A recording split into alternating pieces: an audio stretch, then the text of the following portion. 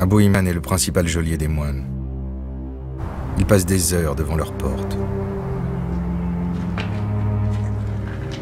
Ils avaient peur. Certains étaient malades. Ils sont tombés malades à cause du froid et de la nourriture qui ne leur convenait pas. Notre nourriture était avariée. Surtout les plus vieux. Ils étaient gravement malades. À Toulon, Jean-Charles Marcani pense être près du but. Il prépare son dernier déplacement en Algérie.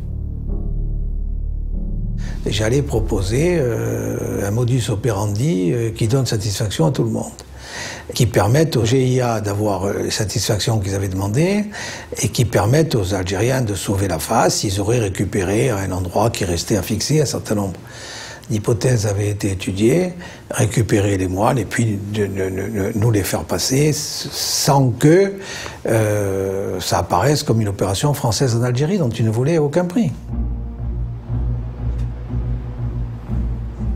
Le préfet du Var a tout prévu.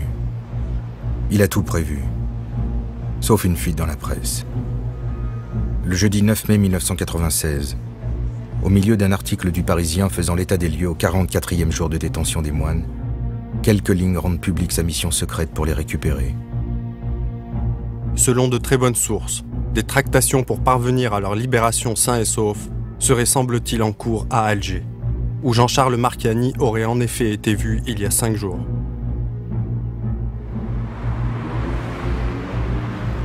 Les membres du gouvernement apprennent par la presse qu'il est chargé d'une mission secrète. C'est la consternation.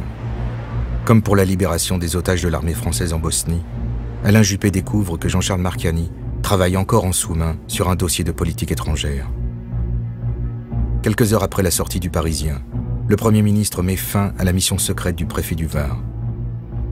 C'est Jean-Louis Debré, le ministre de l'Intérieur, qui doit l'informer. Jean-Louis Debré m'a dit qu'au Conseil des ministres, ça avait été décidé, présidé par Jacques Chirac, le président de la République, n'avait pas ouvert la bouche à ce sujet. Il m'a dit simplement, je veux savoir quel est votre avis là-dessus. J'ai dit, écoutez, c'est pas le gouvernement qui va demander à un simple préfet son avis pour publier un communiqué. Si vous voulez le faire, faites-le, mais je vous préviens, ils sont morts.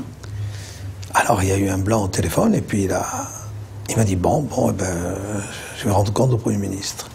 Si j'avais eu connaissance, au moment des faits, de propositions crédibles, susceptibles de sauver la vie des moines, je les aurais naturellement prises en considération. Ça n'a pas été le cas. Alors bien sûr, des réseaux parallèles plus ou moins fiables se sont activés. Le gouvernement, lui, a travaillé avec les services diplomatiques, avec ses services spécialisés. C'est avec eux que nous avons tout fait pour essayer de sauver la vie des moines. Le porte-parole du Quai d'Orsay a été chargé de démentir que M. Marcani ait reçu une mission. C'est ce qu'il a fait, sur mes instructions. Donc chacun a pris sa responsabilité et Alain Juppé a mis fin à cette mission. Alors, sachant pertinemment, puisque je lui avais fait savoir 1 heure avant, que les moines seraient exécutés. Le 10 mai 1996, Jean-Charles Marcani informe l'émissaire de Djamel Zitouni, puis l'armée algérienne, qu'il est mis hors jeu. Depuis sa reddition, Fedi Boukabous est interrogé par les forces de sécurité. Le 15 mai 1996, l'ancien garde du corps de Djamel Zitouni finit par dire tout ce qu'il sait. Les Algériens ont essayé une manœuvre désespérée en enclenchant une opération de ratissage avec de gros moyens, en disant, bon, de toute façon, ils vont les liquider, on va essayer d'en récupérer quelques-uns.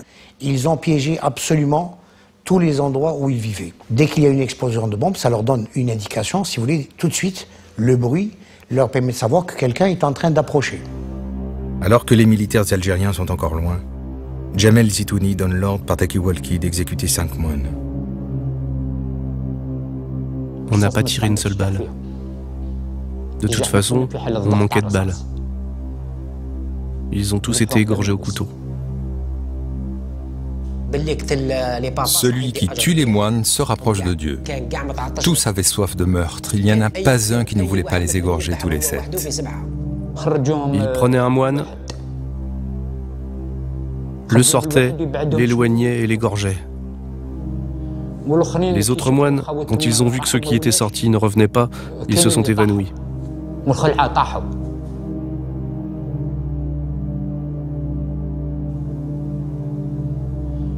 L'un d'eux m'a dit « Tiens, égorge-en un ». J'étais pétrifié. Il m'a poussé et il l'a égorgé. Ceux qui les ont exécutés sont Abou Nouh de la Casbah. Il y avait Abou Tourab, de son vrai nom Rachid Oukali, de Bab el-Oued. Abdelghani de Sidi Moussa. Omar Abou Lithem, de Bougara. C'était le spécialiste de l'égorgement. Pas besoin de lui demander, il était toujours volontaire. 5 moines ont été égorgés. Leurs corps sont abandonnés à côté de la Maison Rouge. Les lieutenants de Jamel Zitouni prennent la fuite, avec les 2 derniers moines. Ces deux-là, ce sont, comme on dit, les plus importants. Il y en a un qui était barbu et l'autre, c'était leur responsable. Ils ont marché et ils se sont retrouvés quasiment encerclés. Ils ont eu peur que les moines crient, que la fatigue les empêche de marcher et qu'ils les ralentissent. Alors ils les ont tués. Ils étaient tellement pressés qu'ils les ont tués. Ils les ont laissés sur place sans les enterrer.